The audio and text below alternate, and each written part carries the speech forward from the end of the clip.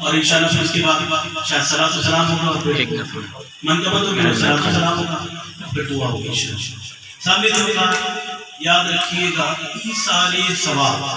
ایصال کہتے ہیں پہنچانا، ثواب کا مطلب ثواب، نیکی کو کسی کی بارگاہ میں پہنچانا اسے ایصال ثواب کہا جاتا ہے.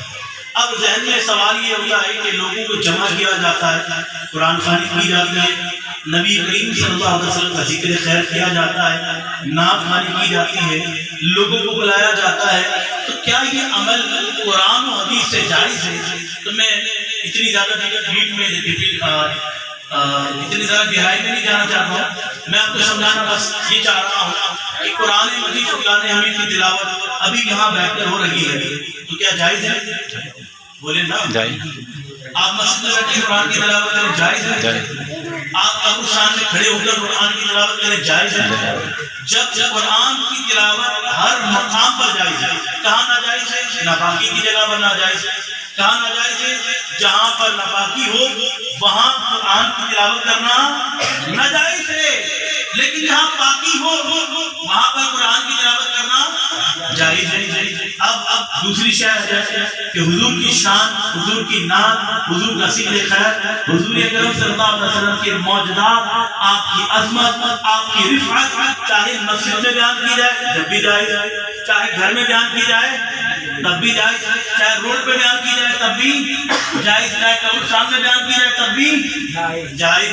مجھے بتائیے محفل میلاد یا محفل ایصال ثواب جب کیا جاتا ہے تو اس محفل میں قرآن پاک کی تلاوت ہوگی، اور یقیناً ارسان میں نے شاید تلاوت کی ہوگی، قرآن کی تلاوت ہوگی، نعت خوانی ہوئی، ذکر خیر ہو رہا ہے، حضور اکرم صلی اللہ علیہ وسلم کی شان کو بیان کیا جا رہا ہے.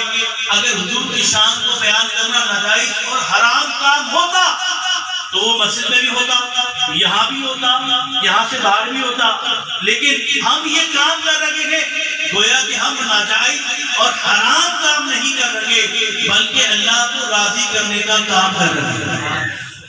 آئی سمجھ نہیں ہے؟ اب سنیے گا آگے چلے. ایصال ثواب کے حوالے سے لوگوں کے ذہنوں میں بڑی باتیں آ جاتی ہیں کہ یہ عرس مناتے ہیں، واسع اعظم کا عرس منایا جا رہا ہے، داتا علی حضوری کا عرس منایا جا رہا ہے، خواجہ بھائی نواز رحمۃ اللہ علیہ کا عرس منایا جا رہا ہے، اولیاء کرام کا عرس منایا جا رہا ہے. تو وہ کہتے ہیں کہ ناجائز اور حرام ہے. ہم کہتے ہیں یہ ایصال ثواب ہے، یعنی ہم جو قرآن کی تلاوت کرتے ہیں، ہم جو ذکر خیر کرتے ہیں، ہم جو سبحان اللہ کہتے ہیں، ہم جو الحمدللہ کہتے ہیں، ہم جو نماز پڑھ کر نماز کا ایصال کرتے ہیں، ہم جو عبادت کرتے ہیں اس عبادت کا ایصال کرتے ہیں، یہ ناجائز اور حرام کام نہیں ہے. حدیث پاک اللہ کے رسول صلی اللہ علیہ وسلم آپ کو بھی اللہ تبارک و تعالی مدینہ منورہ لے جا کے آمین. تو اللہ کے رسول صلی اللہ علیہ وسلم کا طریقہ کیا تھا کہ آپ اپنے گھر سے مسجد نبوی سے نکلتے اور احد کے مقام پر پہنچتے، اور وہاں احد کے مقام پر جب آپ جائیں گے تو آپ کو پتہ چلے گا یہ وہ احد کا پہاڑ ہے کہ جس کے بارے میں اللہ کے رسول نے ارشاد فرمایا یہ ہم سے محبت کرتا ہے اور ہم اس سے محبت کرتے ہیں. اور احد کے پہاڑ کے دامن میں 70 صحابہ کرام علیہ رضوان کے مزارات موجود ہیں، اور اس میں امیر شہداء امیر حمزہ رضی اللہ عنہ کا مزار انوار بھی موجود ہے. اور اللہ کے رسول ہر سال میدان احد جاتے اور ان مرحومین کے لیے، ان شہداء کے لیے، ان صحابہ کے لیے دعائیں خیر کرتے ہیں. مجھے بتائیے ہم اپنے گھر والوں کے لیے دعائیں خیر کریں تو ناجائز حرام ہو جائے؟ نہیں ہو سکتا، کیونکہ یہ اللہ کے رسول کا عمل رہ چکا ہے. آپ نے یہ عمل کر کے دکھا دیا کہ کسی مزار پر جا کر، کسی شہداء کے مزار پر جا کر اپنے رشتہ دار، اپنے جاننے والوں کے قبروں پر جا کر ان کے لیے مغفرت کی دعا کرنا ناجائز اور حرام ہرگز نہیں ہو سکتا.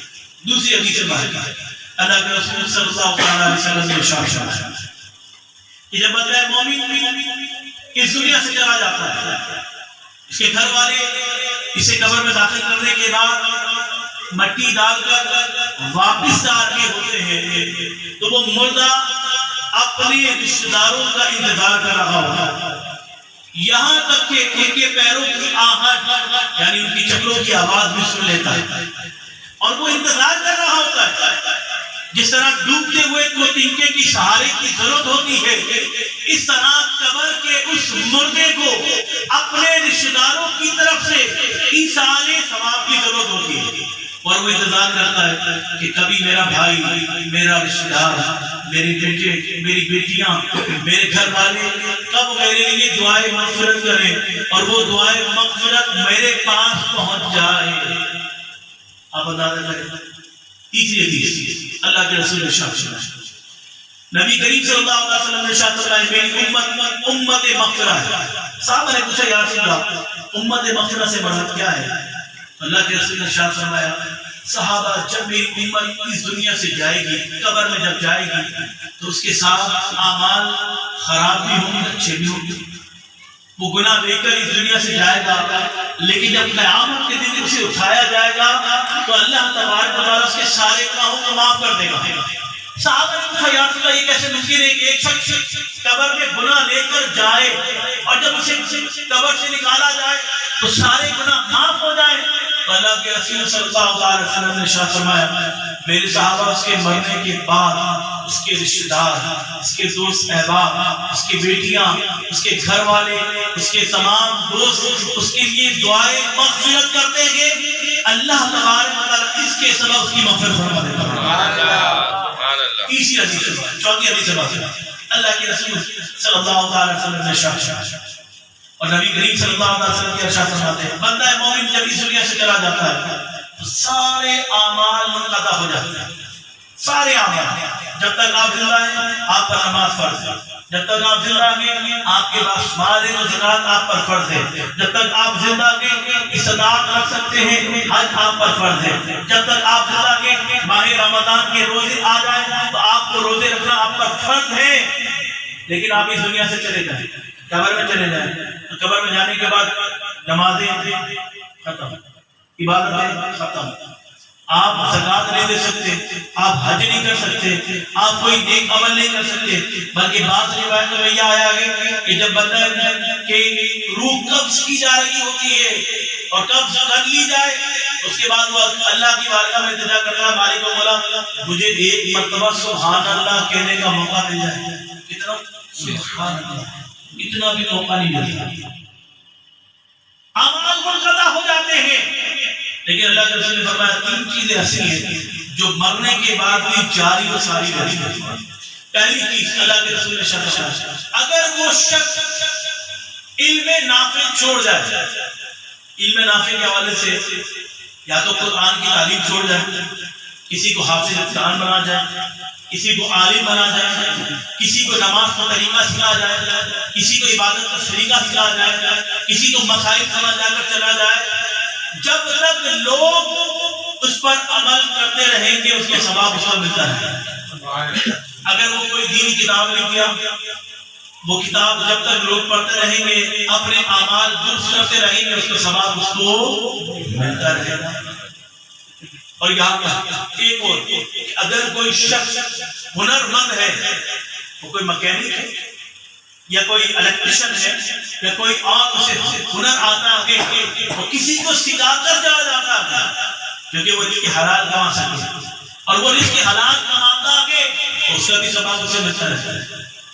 ضروری نہیں کہ عالم بنا کر جائے، آپ ظاہر سی بات ہے ہر بندہ تو عالم نہیں بن سکتا، لیکن ہنر سکھا کر چلا گیا، علم سکھا کر چلا گیا جس سے وہ حلال روزی کما لگا کے اگر کوئی اچھا علم سکھا کر چلا گیا تو اس کو ثواب ملتا رہے. دوسری اللہ کے رسول شاہ صلی اللہ علیہ وسلم وہ کیا ہے؟ صدقہ جاریہ، یعنی کوئی مسجد بنا کر چلا گیا، کوئی مدرسہ بنا کر چلا گیا یا کوئی کنواں کھدوا کر چلا گیا کہ لوگ وہاں سے پانی پیتے رہے، پانی لیتے رہے، ثواب ملتا رہے.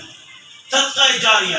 اور تیسری شاید آج اس چیز کی بڑی کمی محسوس ہوتی ہے، اللہ کے رسول نے ارشاد فرمایا نیک صالح اولاد. اگر آپ نیک صالح اولاد چھوڑ کر چلے گئے، اپنے بچے کو نمازی بنا کر چلے گئے، اپنے بچے کو عاشق رسول بنا کر چلے گئے، اپنے بچے کو رسول اللہ کی سنتوں پر عمل کرنے والا بنا کر چلے گئے، یہاں یہ عمل کرے گا ثواب آپ کو بھی ملتا ہے. لوگ کہتے ہیں کہ ایثار ثواب کرنے کی ضرورت نہیں. میں نے کہا آپ نیت نہ کریں تب بھی آپ کے والدین کو ثواب خود ہی پہنچ جاتا ہے. ضروری نہیں ہے کہ آپ نیت کریں گے تو ثواب پہنچے گا. بھائی مجھے بتائیے, اگر میں آپ سے سوال کروں آپ کو نماز کس نے سکھائی, آپ کہیں گے کہ میرے والد محترم نے. میں کہوں آپ کے والد محترم کو کس نے سکھائی, آپ کہیں میرے دادا محترم نے. میں کہوں دادا محترم کو کس نے سکھائی, بولا مجھے استاد ایسے ایسے ایسے کرتے کرتے کرتے کرتے کرتے معاملہ کہاں تک پہنچے گا. تبا تابعین سے پوچھا جائے آپ کو کس نے سکھایا نماز کا طریقہ, وہ کہیں گے تابعین نے. کہیں گے تابعین کو کس نے سکھایا, کہا صحابہ نے. میں نے کہا صحابہ کو کس نے سکھایا, کہا خود رسول اللہ نے. آپ اندازہ کریں آپ دنیا میں کوئی چیز نیک عمل کر رہے ہیں, اگرچہ آپ نیت نہ کریں ان کا ثواب خود بخود وہاں تک پہنچا جاتا ہے. اللہ کے رسول ارشاد کہ جو شخص کوئی نیک راہ نکالتا ہے, نیک طریقہ نکالتا ہے, اچھا طریقہ نکالتا ہے, تو جو اس پر عمل کرتا ہے تو پھر کیا ہوتا ہے, جتنے لوگ اس پر عمل کرتے ہیں اس کا ثواب اس شخص کو ملتا ہے. مثال کے طور پر ایک قاری قرآن نے ایک بچے کو قاری قرآن بنایا, اس نے 10 بچوں کو بنایا, تو اب استاد محترم کو 11 بچوں کا ثواب مل رہا ہے, اور ان کے استاد کو 12 لوگوں کا ثواب مل رہا ہے, اور ان کے استاد کو 13 لوگوں کا ثواب مل رہا ہے. آئی سمجھ میں؟ اس طرح دنیا میں جتنے بھی نیک اعمال ہو رہے ہیں ان کا اصل لوگ لباب کیا ہے کہ آپ کو کس نے سکھایا, آپ کہیں گے کہ اللہ کے رسول نے سکھایا.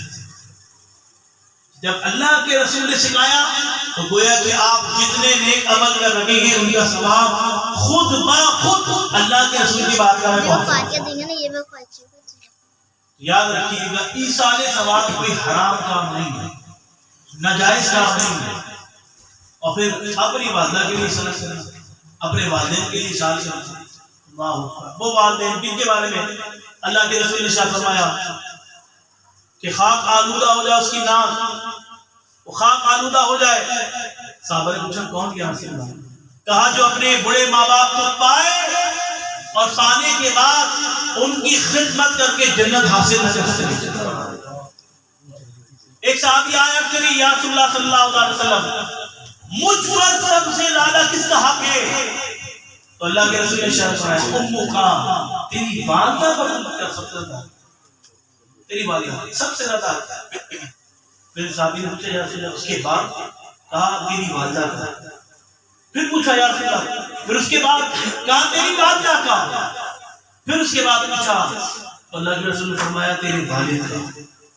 3 دفعہ سوال کیا گیا کہ یہ کون ہے دنیا میں سب سے زیادہ جس کا اس پر حق ہے, کہا تیری ماں کا سب سے زیادہ حق ہے, اور تیرے پھر فرمایا کہ والد کا, وہ ماں کہ جس نے آپ کو 9 مہینے اپنے پیٹ میں رکھا, وہ ماں جو خود گھیرے پر سوئی تو یہ سوگے میں سکھایا. ایک رات جس رات اس ماں نے تمہیں سوگے میں سلایا اور خود گھیرے پہ سوئی, یقین جانیے پوری زندگی اس کی خدمت کر لے تو یہ رات کا حق بھی ادا کرے. وہ ماں جو شفقت کا ایک مینار بنا رہا, وہ ماں جو تم سے بڑی محبت کرتی رہی, وہ ماں جو تمہارے ہر کام آتی ہے, ماں. یقین جانیے اس ماں کو ہم آج کیا سمجھتے ہیں, الامان والنفیس, جہالت کا دورہ تھا. اس دور کے اندر ماں کو اپنی لونڈی سمجھا جاتا تھا.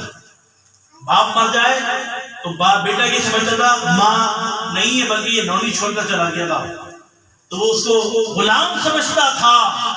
لیکن دیکھیے اسلام نے اس ماں کو عزت دے دی, اس عورت کو عزت دے دی. جس عورت کو آج انٹرنیشنل میڈیا کہتا ہے کہ اسلام عزت نہیں دیتا, بلکہ اسلام نے جتنی عزت دی عورت کے مقام کو بلند کیا, خدا کی قسم کوئی بھی شخص ویسا مقام نہیں دے سکتا.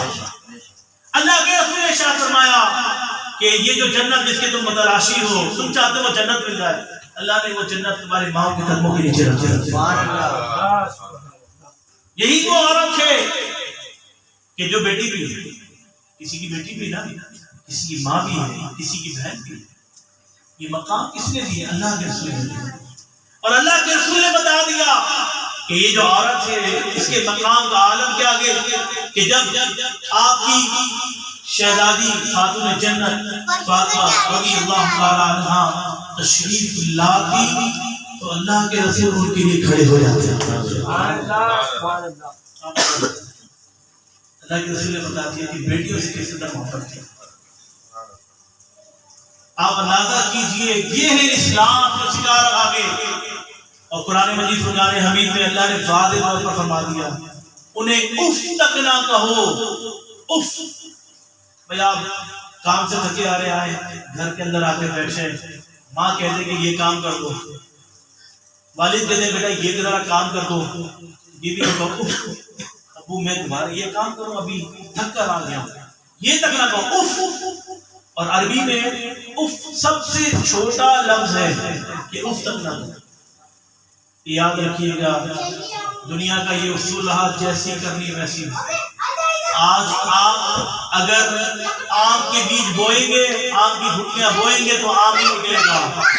یہ نہیں ہو سکتا کہ آپ گندم کی دانے بوئیں اور آپ بیٹھ کر انتظار کریں کہ اس میں سے چاول نکل آئے، یہ ممکن نہیں ہے۔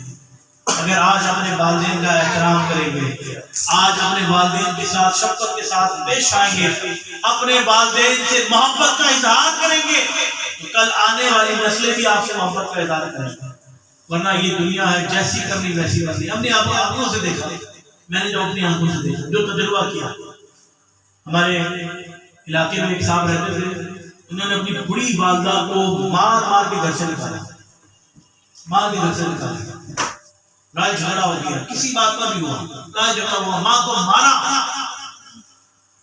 اور پھر ان کی والدہ بعد میں انتقال کر گئی۔ کچھ سال بعد ہمارے آواز آ رہی ہے، محلے میں شور مچ رہا ہے، شور شرابہ ہو گیا۔ ہم نے بولا کیا ہوا؟ گھر جا کر دیکھتے ہیں وہی باپ جس نے اپنی ماں کو نکالا تھا نا باہر، وہ زمین پر پڑا گئے اور اس کا بیٹا اس کا گربان پکڑا ہوا ہے اور مار رہا ہے۔